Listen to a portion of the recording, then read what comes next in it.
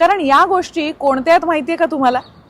या गोष्टी सांगी वांगीच्या गोष्टी आहेत, म्हणजे या लोकसाहित्यातील कथा आहेत, फोक टेल्स.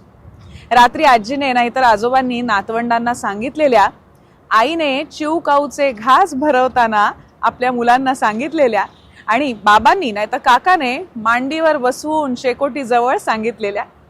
सगळे नातेवाईक जमलेले असताना पुन्हा पुन्हा ऐकलेल्या या गोष्टी इतक्या सुंदर आहेत की ऐकता ऐकता वेळेचं भानच राहत नाही.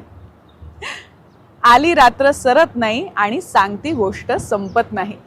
मग करायची सुरुवात. अगदी म्हणजे अगदी जुन्या काळी समुद्राच्या काठावर भाकरीचं पीठच पीठ होतं. ज्याला भूक लागेल त्यानं तिथे जावं, लागेल तेवढं पीठ घ्यावं आणि भाकरी करून खावी.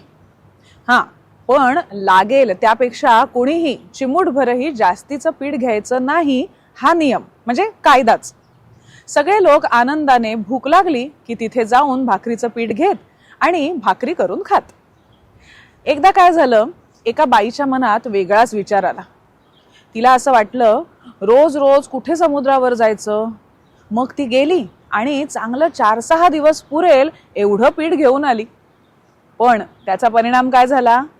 तिची ही चोरी चंद्राने पाहिली. चंद्राने देवांना सांगितलं आणि मग देवानं सगळं पीठ नाहीसं केलं. समुद्राच्या काठी मग उरली ती फक्त वाळूच आणि वाळू. कशी वाटली गोष्ट? आता ही गोष्ट काय सांगते सांगा बरं? नियम कधीही मोडू नये,